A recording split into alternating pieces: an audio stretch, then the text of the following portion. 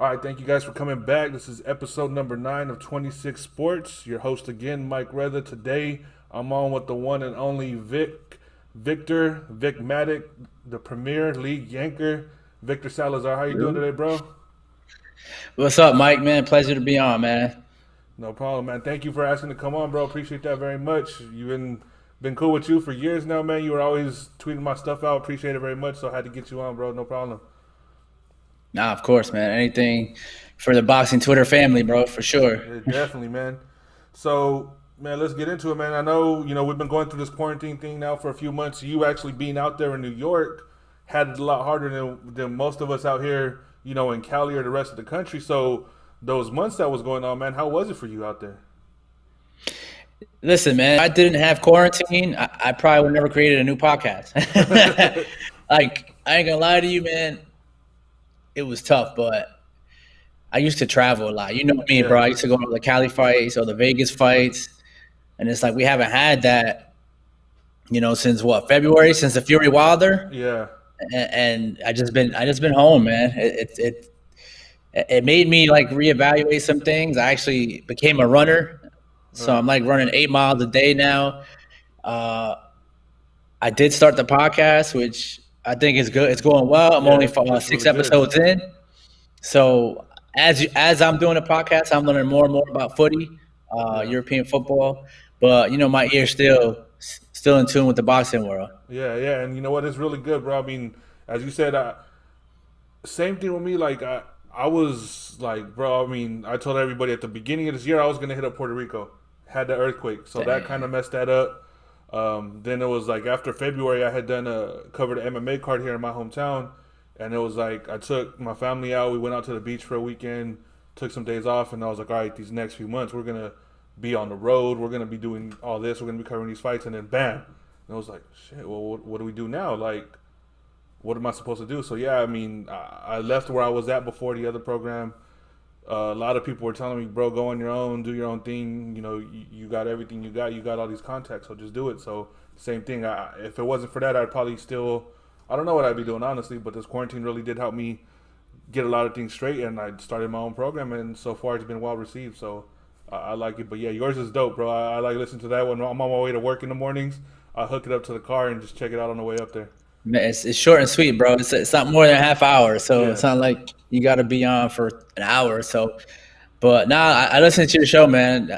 I told you whenever you had stuff, just shoot me the link. I'll retweet it, and I'm Yeah. glad it's working out for you for sure, man. Yeah, appreciate that, man. Yeah, I mean, I've been told like my girl was always the one that told me do it on your own, do it on your own, and I was like, nah, I don't feel that confident behind the camera. I don't feel that confident doing that. That's why I was always writing, but it was like the more and more it was just like, you know what, I'm gonna just do it and see what happens. And yeah, I've had people reach out to me, and I'm like, all right, so yeah, it's cool. But I know at the beginning of the year, bro, it seemed like you kind of took a break from Twitter in general. I mean, I didn't see you posting nothing for a little bit. So what was going on there, man? Because I know a lot of people were like, "Man, where's Vic at?" And I was like, "Shit, I don't know." Nah, I mean, I just had a refresh, bro. Yeah, Just had a refresh. Twitter can be a crazy place, man. A crazy definitely. place where people are watching fights, people are getting wasted, and Twitter fingers go off, man. Yeah, So I just had to take a quick break, just reevaluate some things in my life. But I love Twitter, man. Twitter is how I got popular. Twitter, the boxing voice, obviously. yeah, If it wasn't for Twitter, the boxing voice wouldn't be where it'd be at.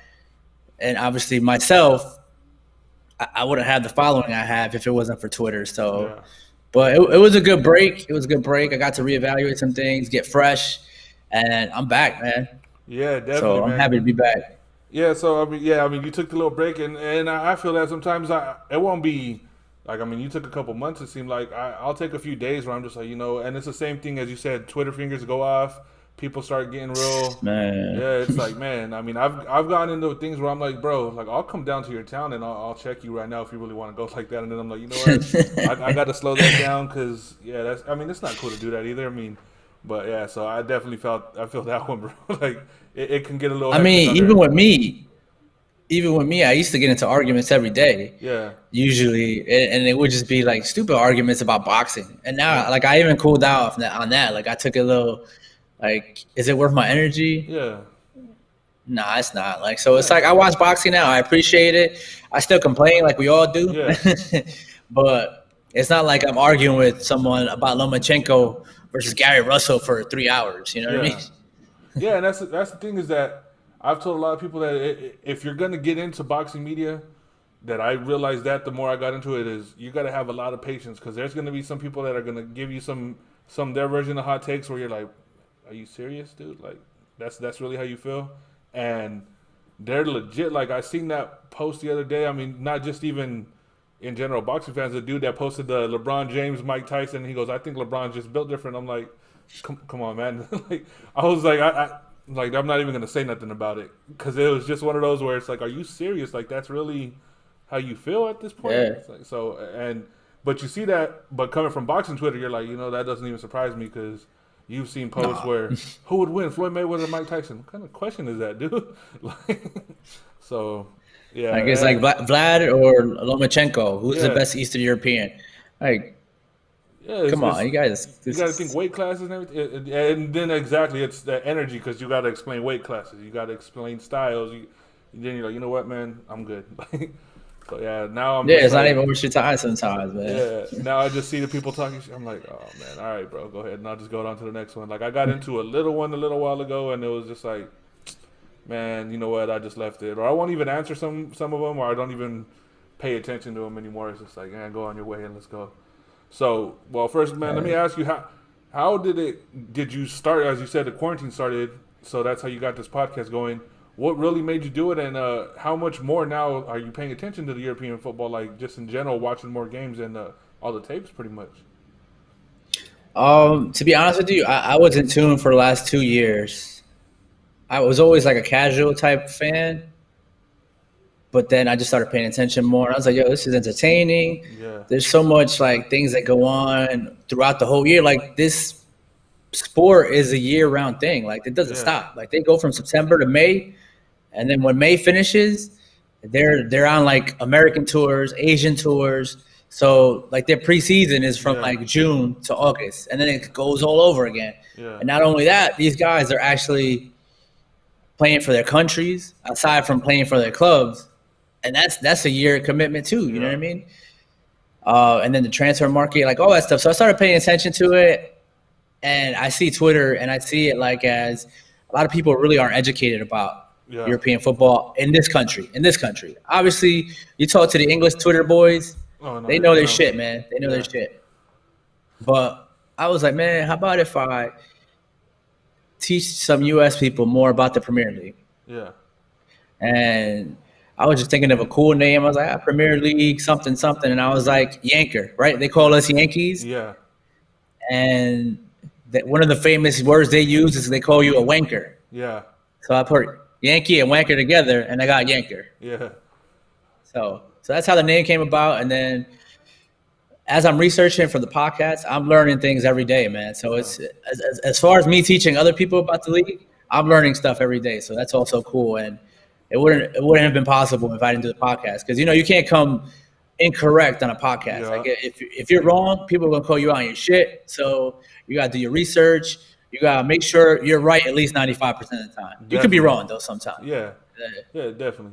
No, but bro, like I said, man, it's really good. I enjoy listening to it. I mean, I would say I'm a casual fan of it because I like football just in general. I'm like I'll watch whenever European wherever it's at. Of course, I'm closer here in the U.S., so I watch Mexican leagues and MLS a Oh lot. yeah, yeah. But yeah, like when I watch that, you could really see the difference, and as in boxing, you could see the levels in class there. You could see it, so that's why I enjoy watching it. Because when you watch one of those games, it's going to be fast paced.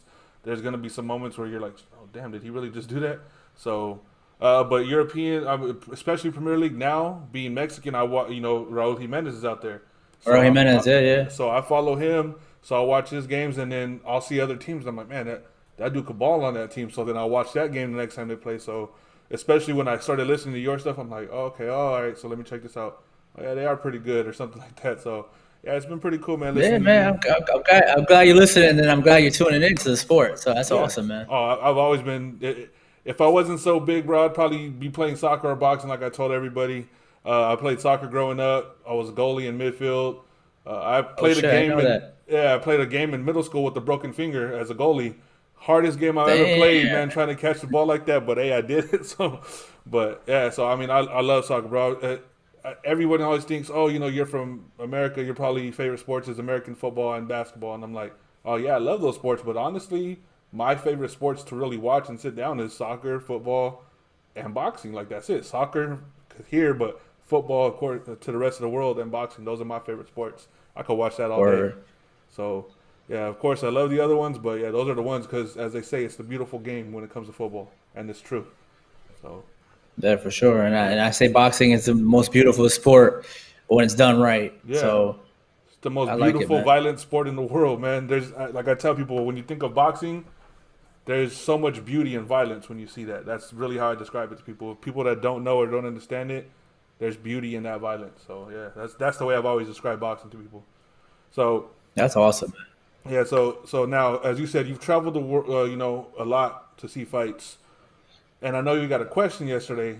Someone asked you about the 5 most memorable fights that you could think of, but I'm gonna go a little different here. What are the 5 most impressive performances that you've ever seen in person or on TV? Doesn't matter, but performances. So I mean, it could be a dominant fight or something that wasn't expected, but even if the fight was considered boring by most, the most impressive performances that you've ever seen. I'm gonna go to lead off with that's tough. Yeah, that's why I uh, like these questions, bro. Because I ask the ones that people don't really think of like that. I'll give you time. 5 impressive performances. I'll give you time. I'm gonna go on mine. Number one, Mayweather and Chico Corrales, because Mayweather Oh was yeah, definitely the underdog in that fight, and he surpassed expectations. Number two, and I know it's not thought of that much, Sergio Martinez and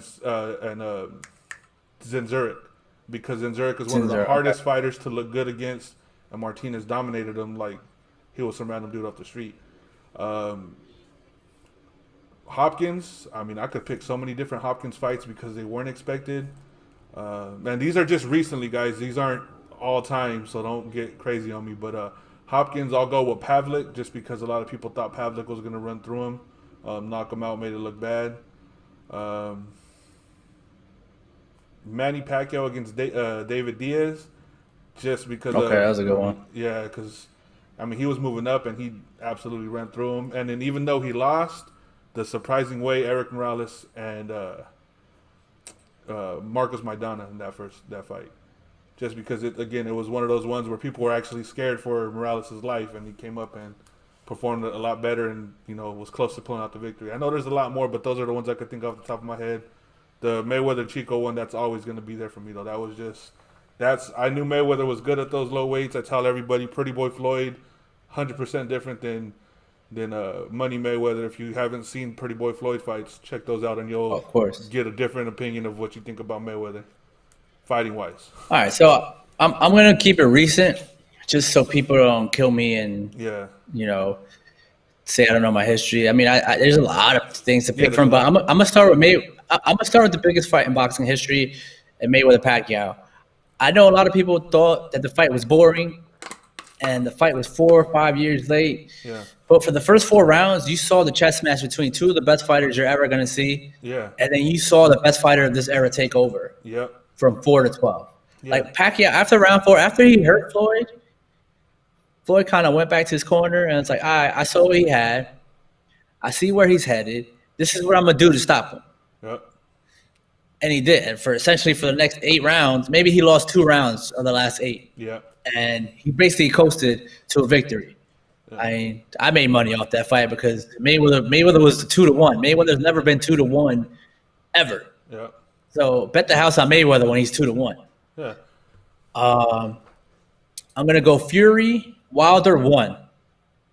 Reason I was impressed with that performance was because Fury was coming off whatever you want to call it, drug suspension, or he was in rehab. Maybe he was on steroids. I'm not sure what the rumors are, but he was away from the ring for like 15 months. yep, And then when he came back, you saw how fat he was. yeah. You saw how out of shape he was.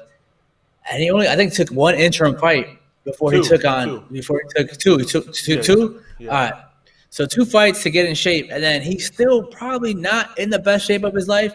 and he still, to me, won 8 rounds Yep. against the hardest hitting heavyweight that boxing has seen in a long time, Yep. since maybe Mike Tyson. You know what I mean? Yeah. And on top of that, he gets knocked down once, and then gets knocked down a second time, and he gets up like the Undertaker. Like, Yeah. wait, I thought it was over. I was there. Yeah. That second one, I thought it was done. Yeah. I mean, the way he fell, bounced So- off the ground, I was like, it's completely over. So I was like, oh, man, that is crazy. And then he got up. I thought he won that fight. And whatever the draw may be, what it was. And then he comes back and shows you Yeah. when he gets when he's fully in shape, how he good is. he really is boxing wise. You know what I mean? He might not be the most entertaining guy, but as a boxer, Yeah. he uses his length, he uses his height, and he uses his awkwardness. I mean, Deontay Wilder, dude, like, who's confused Deontay Wilder that much? Also knocked him down. Yeah. So, and his corner through the towel. I mean, I thought that's insane, bro. That was one of the that I liked. I'm gonna go with Marquez Pacquiao 4. Okay. Yeah. Yeah. I just thought it was a really good 6-round fight. Yeah.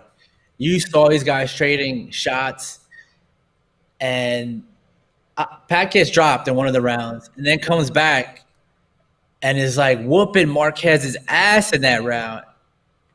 And had Pacquiao been patient enough to wait for another round to finish him off, maybe that fight's different, but he couldn't. Yeah. And what's Marquez known for? Being probably this counter. generation's second or third best. If Floyd's number one, and I think Marquez is right up there with Floyd, counterpunching. Yeah. This generation, he got that counterpunch in, and he practiced it. We saw it at 24/7 and laid Pac flat out cold. Yeah. Man. Perfectly placed. So, punch. I mean, that perfectly placed punch. I mean, it was just one of the best knockouts you're going to see Yeah. ever, I think. I mean, Pac was asleep. I mean, Before he the hit the memes ground, go for years. Yeah. You know what I'm saying? He was done. Yeah. So I'm going to go with that as number 3. Number 4, I'm going to go.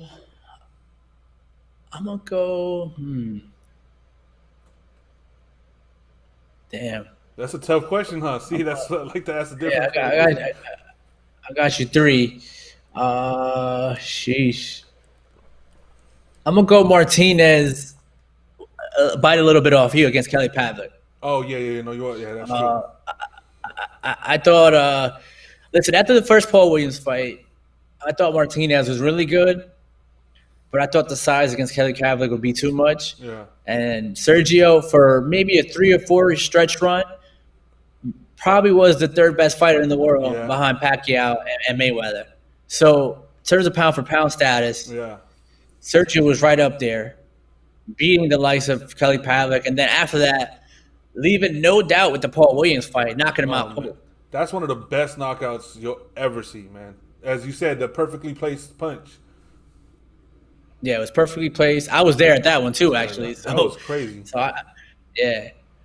So that's number 4, and then number 5, I'm gonna go Giovanni Segura Calderon. against Calderon, the first one. Yeah. I thought Segura had no chance in that. And me being Puerto Rican, my bias is showing. I thought he was going to get outboxed. And Segura was on his ass for the whole time. And that's one of my favorite performances from Giovanni Segura, especially taking out a guy like Calderon who's been there He was a forever. Hall of Fame, man. Yeah. So an honorable mention would be Salido Lopez.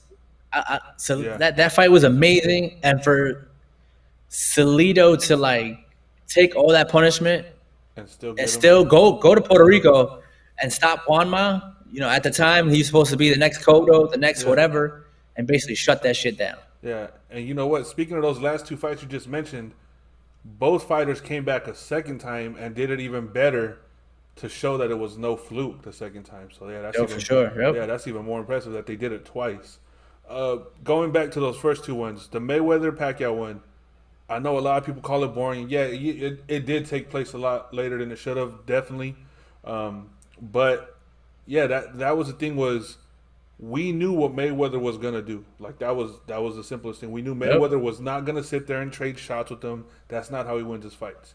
Mayweather was gonna show dominance. That's his thing. It was up to Pacquiao to try to get to him. And the thing was, Pacquiao was the one guy everybody said would get to him. He couldn't do it for 8 rounds.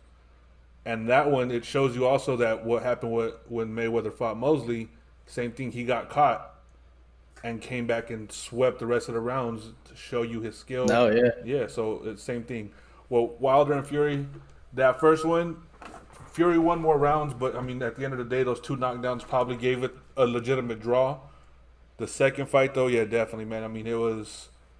I honestly thought, you know what, Wilder's probably figured out more from that fight with Fury that he's going to get to him at some point, and Fury just did everything he said he was going to do. I think that was more impressive as he was like, I'm going to beat him up, I'm going to go to him. I was like, all right, bro, come on. Let's be real. You're not going to do that. And then I'm sitting there watching the fight. I was like, yeah, I didn't think that was going to happen. Yeah, I was like, shit, he's really taking it to him. And I think that's what threw Wilder off. Wilder was like, he's not going to come to me. I'm going to chase him down and get him at some point. And he didn't. So, yeah, it was definitely surprising. And that's probably recent. That's probably one of the top performances that we've probably seen in the last 15 or 20 years. So, yeah, that's a good list, too. But, yeah, I just seen that question yesterday. So I was like, I'm going to switch it up a little bit. And I'll say most impressive performances. Now, I seen one of the answers that you did give for the live fights was Rios Alvarado. Now, I seen that on TV. It was amazing. What was it like in person? I was in disbelief, man. Shit. I know people are gonna hate this, but it was more than a brawl. Yeah. Like, people will say that it was a brawl. There was some boxing involved there. Like, Rios, when he would get inside, would show you that he could fight inside, but not, like, recklessly. Yeah. Like, he would do little subtle things as a little push-off maybe, and then he'll go right back to the body. And while Mike Alvarado was headhunting, you know, he would kind of, like, pivot towards his left to, like, take that hook away that he kept hitting it with. And I just thought it was that. When you say beautiful violence, that was one of the most beautiful violent fights I've seen live. I mean, I've seen a lot of fights. I'm gonna say of all time, that I've seen. I thought it was one of the greatest, fights I think I've seen in the last 20 years, 30 years, whatever you want to say. I just thought it was amazing. And the crowd at the War Grounds, you know what the War Grounds is, baby. Yeah, that was. Before it was Affinity Hub, it's Step Up for Life, man. Yeah, they could change the name. Before that was the Home Depot Center. Yeah, they could change the name as many times as they want. I'm calling it the StubHub. Yeah, I don't care. Yeah, so, whenever you go to the War Grounds, something beautiful is going to happen. Yeah. And that night, it happened. And everyone left like they felt they should have paid more. Yeah. You know what I mean? Because the tickets weren't that expensive. I think ringside was like $200, $250. You know what I mean? Yeah. So you pay $3,000, $4,000 to see Floyd fight whoever, and you're paying $250 to see Mike Alvarado and Brandon Rios basically beat the shit out of each other. Yeah. Man, everyone was like, "Yo, we should have paid more for this fight." Yeah, that was a legendary fight. Yeah, I mean, on TV, and as you said, you could see.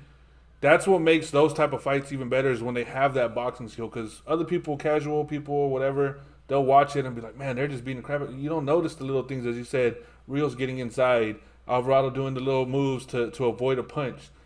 And I tell people, if you watch Gotti Ward, that skill, Gotti, boxing, Ward, 1, 2, bam, to the body. That's actual boxing skill. That's what you're taught. Tap, tap, body. So that's the same thing with Rios and Alvarado. They both showed they're not just brawlers, they're fighters, they're boxers, they're everything that you want. So yeah, those were great fights. For me, I didn't see that one in person. I saw Valdez and Quigg at the StubHub that night. It was raining, and to me that one was crazy because I was up in the booth when the fight started because of the rain, and then I noticed how good that fight was getting. When I got down close, I want to say to the side of Valdez's corner. And I was telling people, I think his jaw is broken. And they're like, why? I was like, he's not taking his mouthpiece out. I was like, his jaw's broken. I was like, something's wrong. And yeah, what do you know after the fight? Oh, his jaw's completely broken. And I actually seen him getting into the ambulance when I was going to the back. There was at that time they took that picture. I was like, what's up? And he was like, and I was like, oh shit. I was like, all right, man, go take it easy. That dude's a warrior. Yeah, that dude's a warrior, man. So yeah, that that was my moment. But same thing as you said, when you're at the war grounds, you're gonna see something crazy, and that's what it was that night. So yeah, definitely for people that don't know, if you've never been there, next time you hear a fight there, when hopefully this all clears out, you gotta go. There's always something there. No, that's as a boxing fan. That's a must see venue to visit because when something goes down at the StubHub, you know it's going to be amazing. Yeah, and I mean, just look, those are two different nights that we're talking about that people will still talk about now. Like Valdez fought 8 rounds with a broken jaw.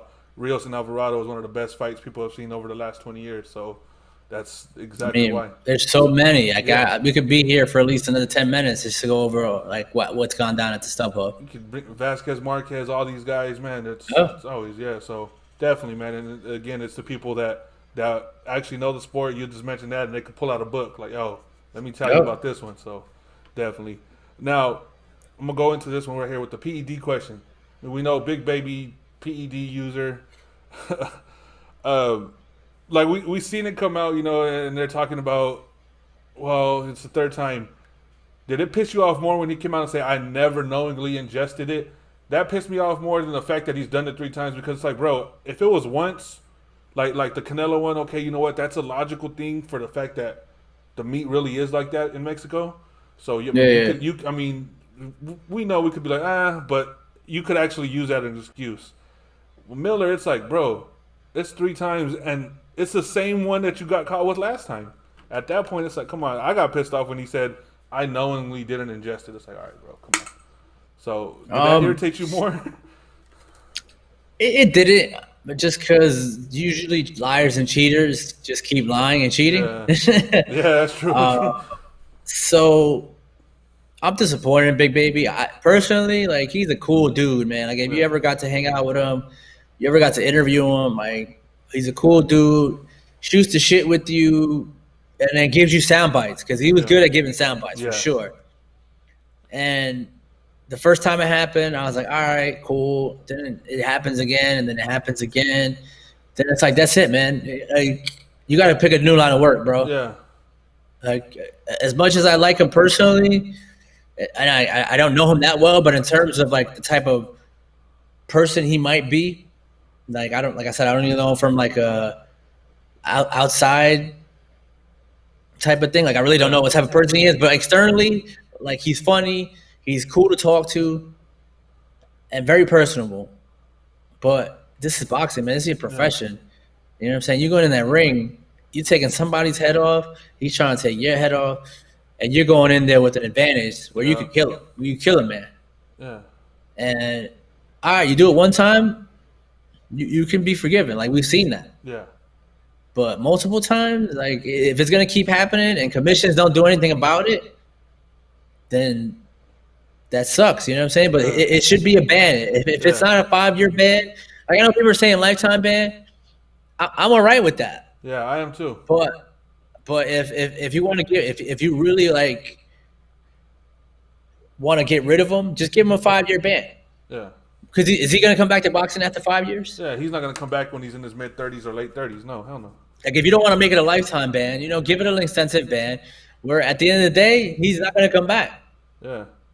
And if he does come back, is who's going to want to sign him? Yeah. And then it's going to take time to build up a 35-year-old heavyweight? Nah. It's just sad because I thought you had potential. Yeah, I honestly thought he had a legitimate shot against AJ in that fight when they had announced it. I was like, he has a legitimate shot because he has power, but now, I mean, how much of that power was really his? That's the thing that always gets me is when you bring that up and it was more than one use, it's like, well, shit, how long was he using? Like, how many times was he able to beat the test? And that's the stuff that gets me is like, when I bring up Margarito, I know everybody says he didn't use the thing against Cotto. To me, I question if he started using it after he lost to Paul Williams because Margarito was never a one-punch knock you out type of guy. But yet the first fight after he lost to Williams stops a guy in what I believe like 2 rounds. He goes and knocks out Kermit Cintron in 6 rounds. And he beat Cotto the way he did the first time, and it's like he was never a hard hitter. He was more of a wear you down. But you look at these guys' faces, their body, they have all these bad bruises, and then he gets caught before Mosley with plaster, and you start thinking, well, how long was he actually using that? Like, is that why he beat these guys? Like, he got beat up by Paul Williams, and all of a sudden, he ran through the next three guys. So, yeah, that's where I go through when I see that with Jarrell. It's like, well, how long was he actually using? And I Is think it, it bugged me more because like when Mad Max died last year, I tell a lot of people I actually hung out with him when he came into Fresno for one of his fights, talked to him a little bit, and he was like, he looks. I mean, people were like, he looks mean. He was the most friendly guy I've ever met in my life. He sat there, chopped it up with me, was like so happy that I decided to talk to him for a little bit because everybody was going to Jose Ramirez. oh Better yeah, be yeah. if everybody's going to these guys. And I'm like, oh no, bro, I want to talk to you. And he was like, oh, thank you. You know, I don't speak English that well, but I was like, bro, it's cool. So when he passed away, it was like, damn, you know, I hung out with him about a year ago, maybe less than a year. I was like, that's crazy. So now seeing Miller, as you said, he could take someone's life being on an extra advantage. It bugs me a lot more, so it pissed me off a lot more because it's like, damn, man, as it is, it's a warrior sport, but you Oh, know, it's like going into a knife fight with the gun in your back pocket, just waiting for something to get real serious. So, yeah, it bugs me, but yeah, 3 year, 5 year ban, I'm cool with honestly, and because I yeah, mean, as you said, I'm cool with any band that's more than a year. yeah, Like because he's not at a that. year, you're just giving a guy time to get surgery on something that he's going to get surgery on Yeah, anyway. So yeah, and the thing let's is let's see now, what's up. I think one of the funniest things I laughed about was when they're like, well, he owes Jay Prince money. I'm like, well, he's got a bigger problem to deal with now. Yeah, Yeah, man. that's Jay Prince ain't someone to fool with, man. yeah. So yeah, when I heard that, I was like, he's got a bigger problem than the band. He might not have to worry about a band no more. So yeah, I'm gonna keep my head out that one. yeah. That's why I just said, hey, bro, just when people were posting about it, I was like, if I were you, man, I'd just quit talking right now. You don't want to get into that. Like, just leave that out. But at that, man. Sure. But that also shows you the confidence and the thought that people had about the man, that Jay Prince was willing to fund him some money. Top Rank was willing to sign him to a contract. They believed in him, and he just pissed on their belief in him. That's what gets me, man. It's like people had confidence and belief in him, and he just wasted it away again. That's just sometimes it's people who just keep doing what they do, and Yeah, you just can't help it no matter how many people are in their corner. Like I really wanted him to do well. I really wanted him to see fight AJ because I thought his activity would give AJ yeah, problems, but we'll yeah. never know now. Yeah, and it just shows you. Look what Andy was able to do. And it was crazy was when Andy fought AJ when they announced that. I was one of the first people to come out and say Andy's gonna beat him, and everybody was like, "Oh, you're out of your mind." I'm like, "No, Andy's gonna beat him." And I wrote a story up on it. I was like, "Andy's gonna win this fight because exactly his activity and the hand speed is something that AJ hasn't seen before, and then the height difference. That was my thing is." AJ's so used to guys being around the same height as him that he could just punch straight. He's gonna punch down. Andy was gonna get in, and look what happened. I mean, he got caught. He got a little overconfident after a knockdown and got caught. So, yeah, I posted that up. People were like, "Oh, you're out your mind," and then the next thing you know, bro, everything you said was what happened. I'm like, like I tell you, the first fight I ever covered, man, was Andy Reese in a little casino on the side of the road.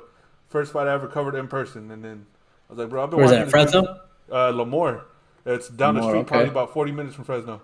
But yeah, I tell people, I was like, that was the first fight I covered in person. He was the main event.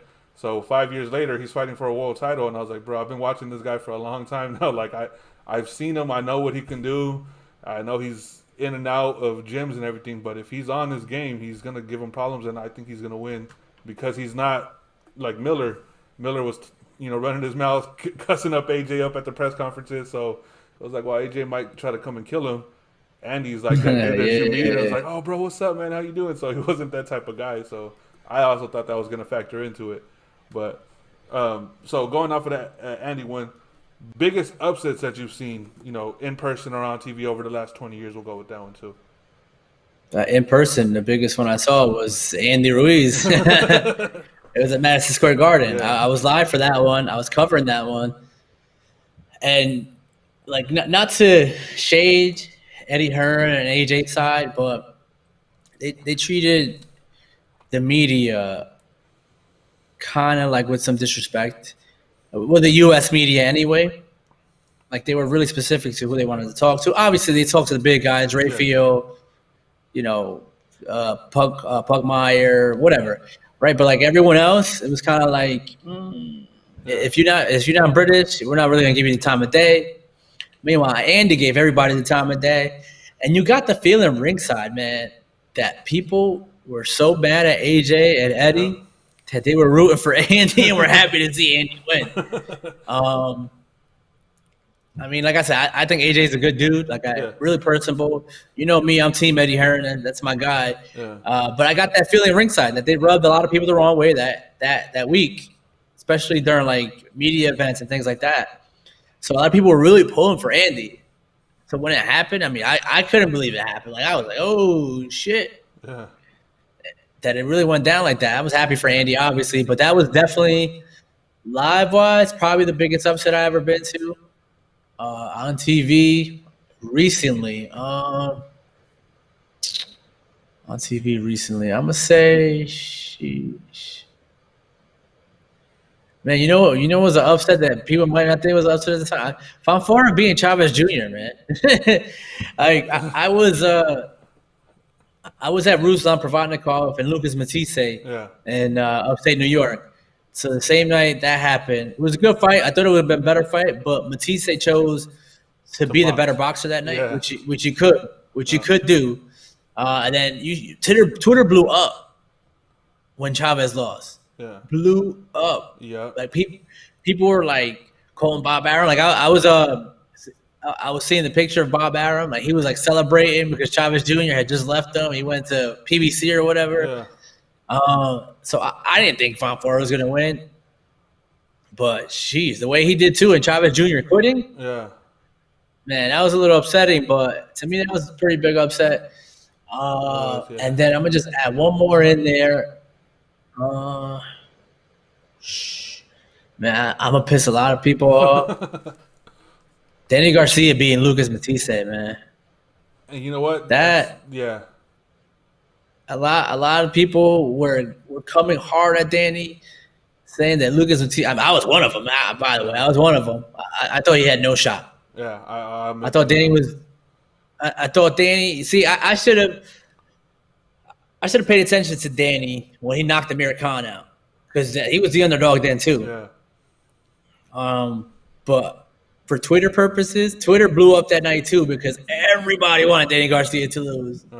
And here he is again, doing what he does all the time. For the most part, Danny Garcia just wins. Yeah. So he did it again, proved us wrong. Obviously, after that, his career kind of. Yeah. I mean, he's made a lot of money. He's been given some, he had very questionable fights. Very questionable fights and very questionable decisions. Yeah. So, the when I went to Puerto Rico to see him fight, Herrera. Was it Herrera? Yeah.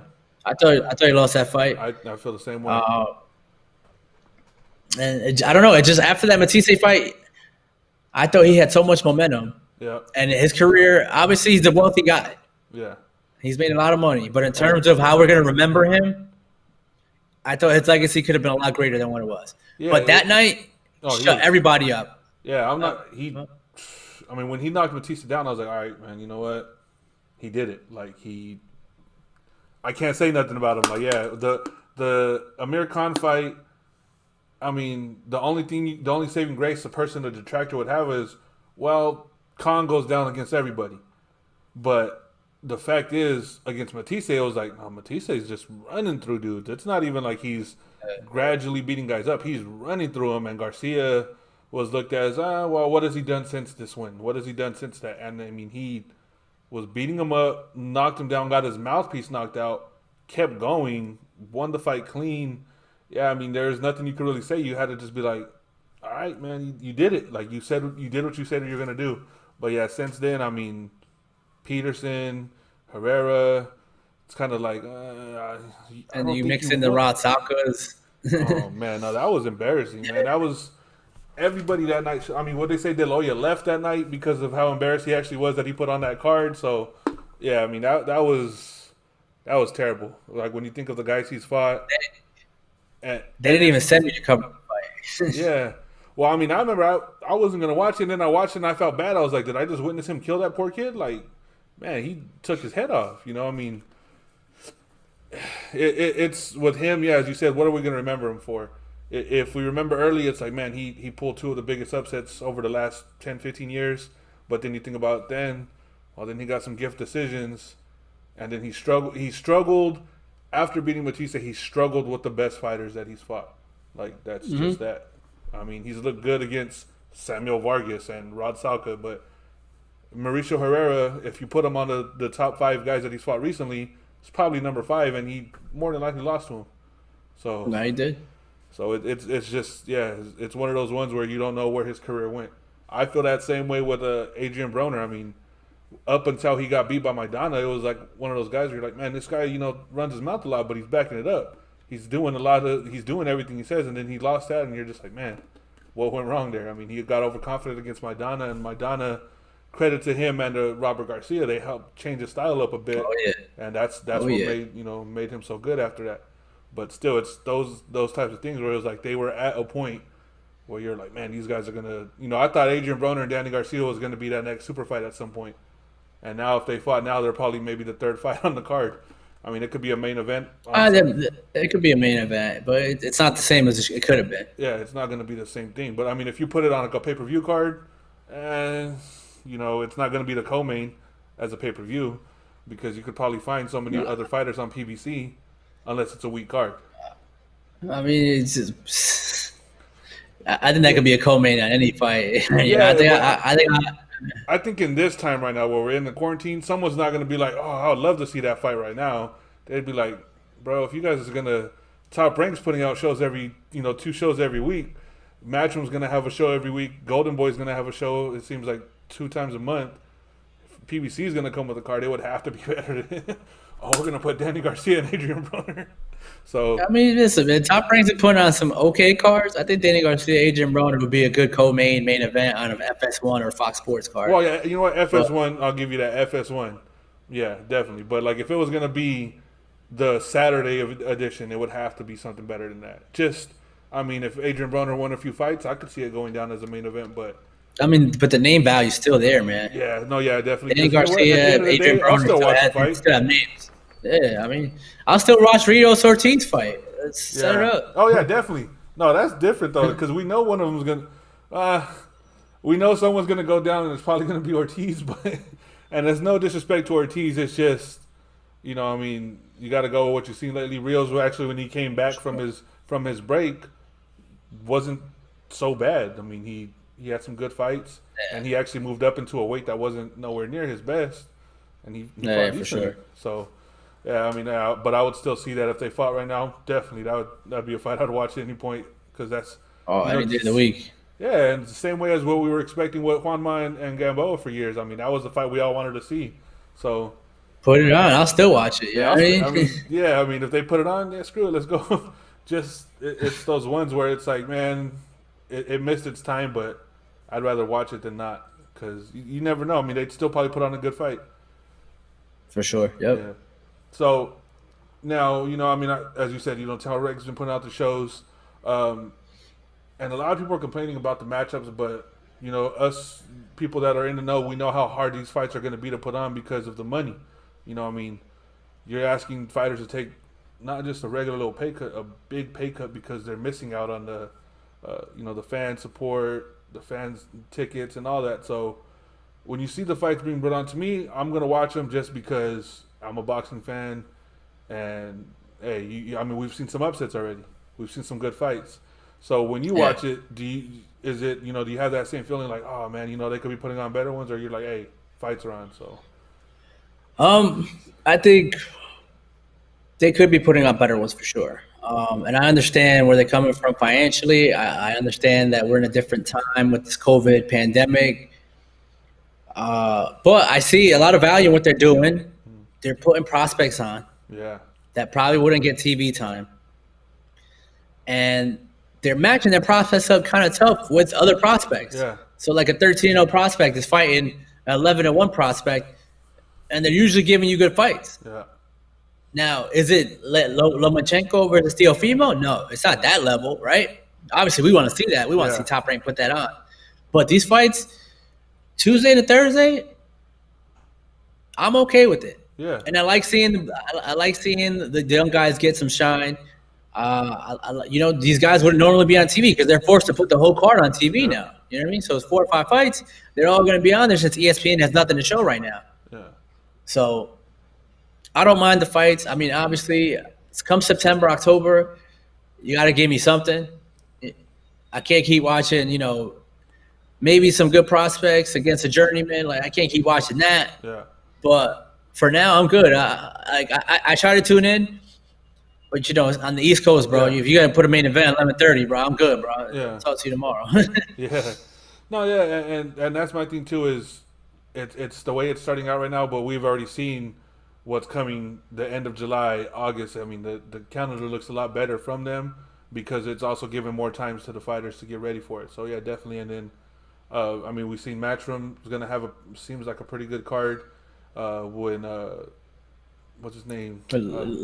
Linares, right? Linares no. and Oh no, that's Golden Boy.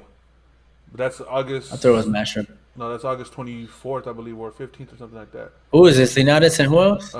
Fortuna. I like that fight. Yeah, see, that's a good card right there. I believe Luke Campbell, Ryan Garcia. Oh, that was my next thing. Was Garcia to me is messing around, but I got to give him props. If he takes that fight, he's not going up against some random dude. He's fighting a top 7 guy at that weight. No, he is. Yeah. I can't say top 5 because we see who else is at that weight. But for sure. He's definitely. We'll put it as Campbell is definitely a top 10 fighter who's a tough out for anybody. Definitely. So Garcia's, and honestly, I believe in Garcia. I think he's really that skilled. I think he's that good. I've seen him train a couple times, and when he trains, I will say he's not bullshitting. I mean, he's really getting down in there, and he's surprised me with the. I mean, to the casual fans, oh well, how did this fighter look against him against this one? What he did to Fonseca compared to what happened with Gervonta Davis. If you want to do that, I mean, look at Gervonta Davis went. What was it? The whole fight, right? 12 rounds? Or I think it went to decision. Decision. And Garcia wiped him out in 30 seconds, type of thing. It was like damn. And it was that punch that he was practicing the whole time, like same way we did with Marquez. I mean, he's sitting there in the gym practicing that left hook, practicing. First thing he does is catches him and it's over. Romero Duno, everybody thought it was going to give him problems. Stops him in 1 round as well. I believe in him. I still want to see him against the top level because, again, those guys are probably top 25 type fighters. Now he's really risking it against the top 10. So. Oh yeah, I can't wait. Yeah, man, that's what's up. That's good news. Yeah, and I like how he, everybody's like, oh, he's probably gonna take this other guy, which Tagboy or his name, I can't say it, but he's a tough fighter too. The one that the WBO mandated. But he was like, nah, you guys think I'm scared of Luke Campbell? Give me Luke Campbell. So I like the way he does that. So, I mean, hey, I don't like the way he kind of, left the July 4th fight.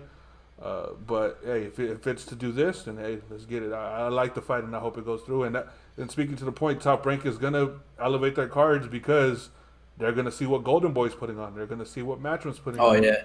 And then when PBC comes back, who knows what the fights that they're going to put on. But, I mean, we see all their fighters like, hey, if Charlo and Derevchenko go off, bro, you're going to have to bring a good main event because that's a good one, unless Derevchenko goes with Canelo. But same thing, that's a good Golden Boy main event. So they're going to have to do something, which I think they are. I mean, if Ramirez and Postal goes off next month, that's a good fight.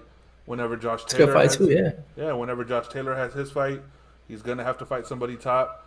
So, yeah, I mean, and then, when Crawford and all them start returning, it's going to get there. And Lomachenko, Lopez, I hope that does happen in September. I mean, it looks like it will. So, hey, and you know what? Speaking of that, who you got? I know you're a big fan in Lopez, and I gotta admit, I think he has a legitimate shot in that fight. I'm not gonna be one of the guys that says he's gonna get wiped. I think he's got a legit shot because of what we've seen Lomachenko do at 135, and not look how he did at 130.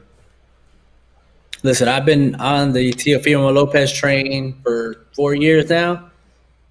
I said 2 years ago, this is the guy that's going to beat Lomachenko at 135. I'm sticking with it. He's been holding out to moving up in weight for this fight. Yeah. It has to happen this year, or if not, it's done. He's not going to make 135 anymore.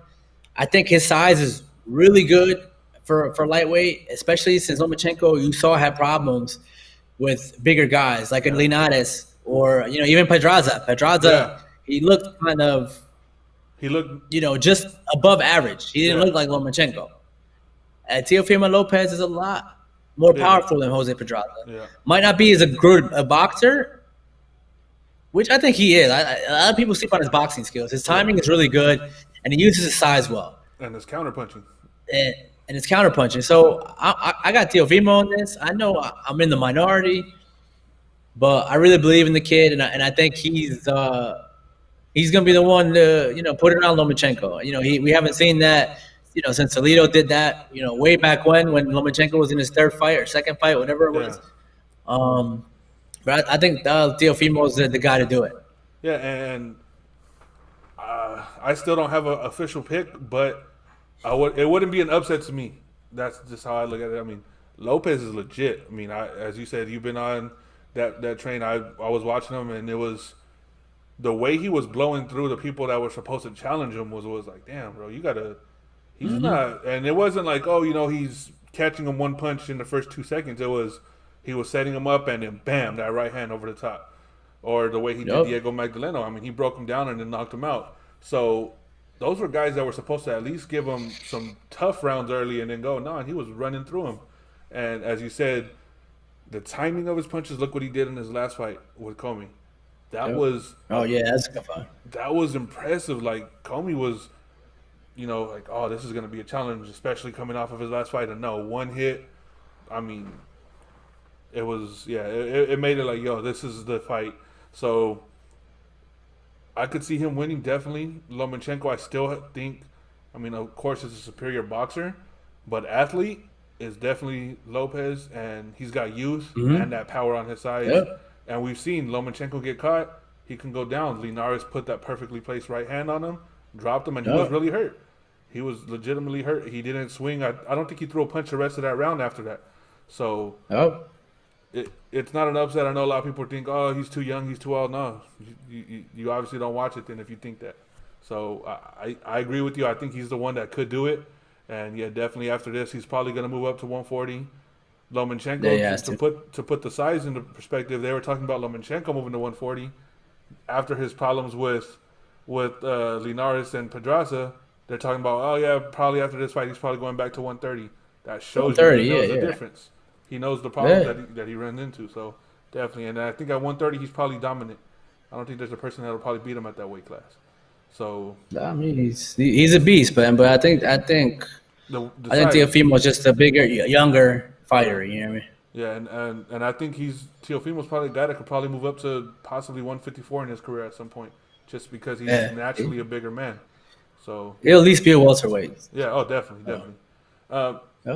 Speaking of welterweights, you got obviously Crawford and Spence. Spence, I mean, we know what happened with him, his accident and everything. What are your thoughts about, speaking of Danny Garcia, give props to Garcia for taking that fight, but also to Spence. He's coming in against a guy who's going to test that chin real early because Garcia, I mean, for everything that we said, he's got that left hook that if it lands, it's good enough to knock anybody down. So, listen, I think it's a good fight for Spence to come back to. Yeah. So I got to give him credit for that. Spence Porter was a really good fight. Yeah, hell yeah. It was. I mean, I thought Spence showed how good he is in that fight.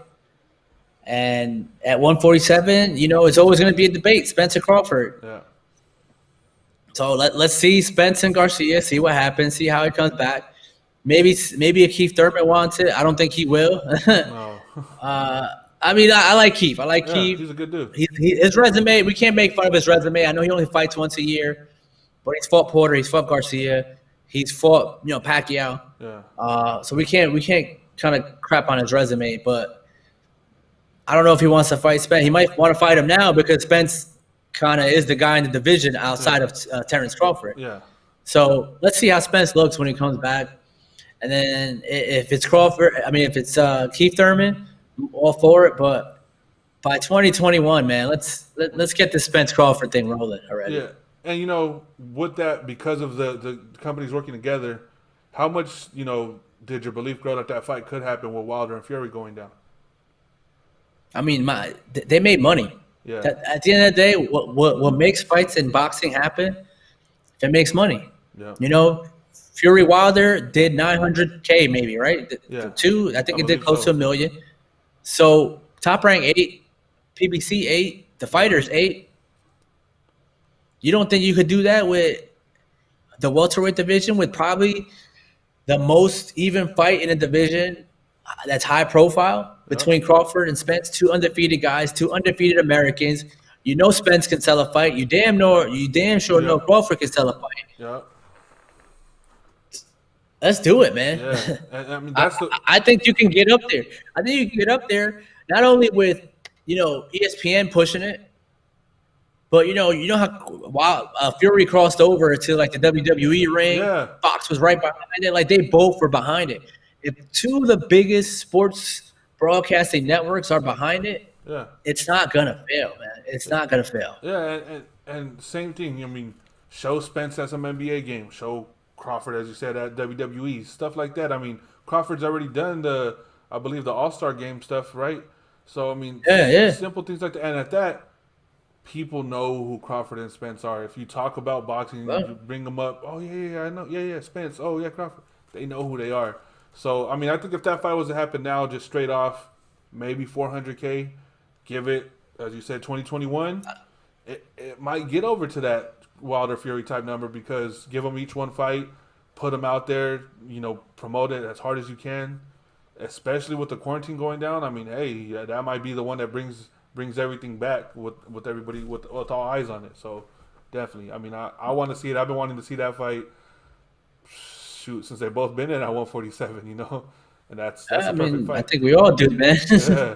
I mean, that's a great fight. I mean, because that's the one, as you said, 50-50. I can't be like, oh, Spence definitely wins. Oh, yeah, Crawford definitely. It's one of those ones where you're like, who do you got? Shit, well, let me see. Like, you got to really sit back and think about it. Like, Yeah, I don't know who I got yet. So yeah, I mean, until it happens, I ain't giving a prediction. yeah, and I don't think I would even do it then. I'd be like, you know what, it's 50-50. I'm going to just watch it. Like, that's one of those fights where I'm going to sit back and watch. So, definitely, man. But those are the type of fights, as you said, man. That's what we need. Give me that fight right now, and For I'll sure. watch it for sure. So, Oh yeah, as we said, man, you started your own show. You're having fun with it, as you said. You're learning a lot, man. no, for Besides, sure. yeah, besides all that, man, what else have you done, or what besides, you said you started running. What else have you been doing during this quarantine? Um, shit. I mean, grilling a lot, Yeah, trying new recipes. Like I feel like I sound like a woman trying new recipes. But yeah, I've been grilling a lot, trying new recipes. I've been reading. I've been obviously working on the podcast, been running, dreaming of traveling. yeah, I miss that, but I miss Twitter. I miss my Twitter people. I miss the Twitter family. So missing my fams from Twitter. But other than that, man, I just been keeping it real simple, man. I've learned that you don't need a haircut every week. yeah, So I'm not gonna have a haircut every week now, even though that's gonna be hard to do maybe. But I got my first haircut in like 3 months, so I'm gonna be good with that. I learned that you only got to eat like twice a day. We just eat because we're out. But when you're home, you really don't have to eat that much. yeah. So I learned that. Yeah, bro. I've read 3 boxing books, so it's like I've been reading a lot, man. The quarantine wasn't all that bad for me. Yeah. I mean, and I feel that. I mean, see, for me, it's funny. I was playing video games and shit like that in my free time. Now it's like I go to work, I come home, I'm like, oh, let me look at this, let me do some stuff, let me check this out, and it's like, man, I haven't played the game. I'll get it tomorrow or something. Man, I'm doing other man. things, and as you said, new things. I started taking CMOS and macaroot. That stuff actually gives me so much energy, and as you said, you don't need to eat. I don't eat now till maybe 11:30 where I'm at. Man.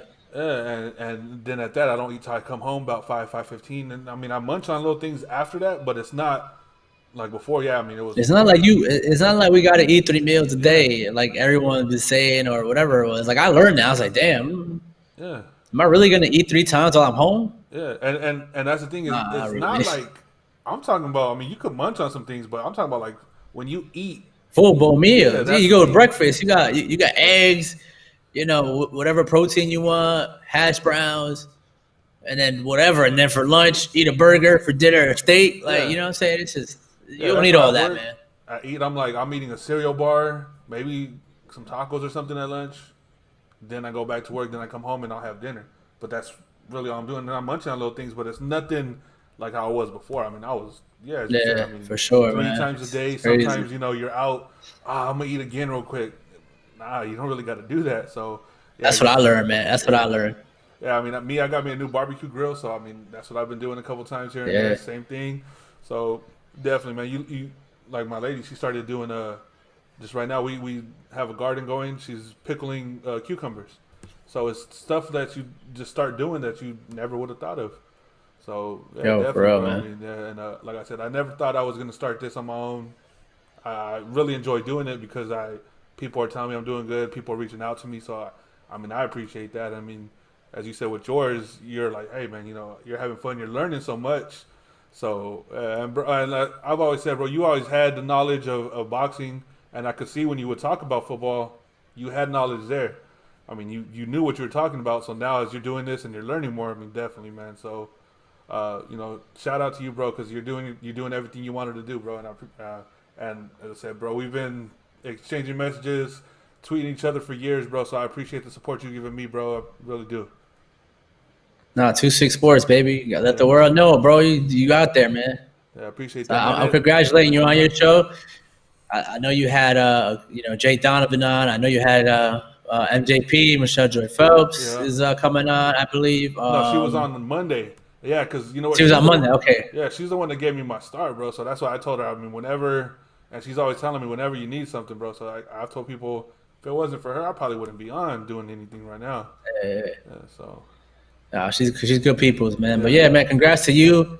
Wish you nothing but success on 2-6 Sports, bro, for real. no problem, bro. I appreciate that a lot, man. And just real quick, let everybody know, where to follow you on any of your social media, and of course your podcast, bro. While I get these things out the way, but go ahead and let everybody know where to follow you at, bro.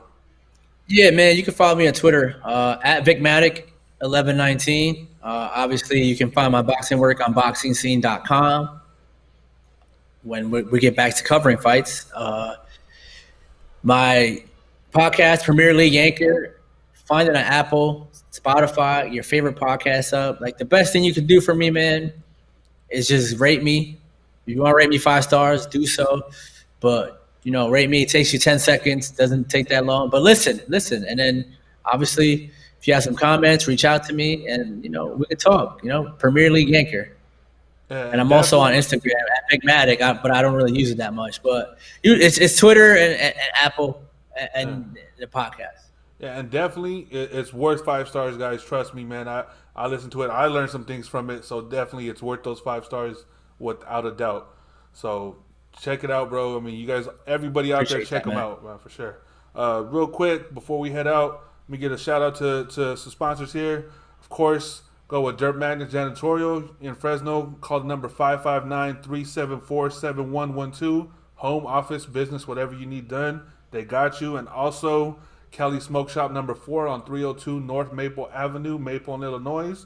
Go in, get whatever you need there. They have everything, man, whatever you guys need. So go ahead and check them out. Again, man, I want to thank you guys for checking out here episode number 9 with my boy Vic Salazar.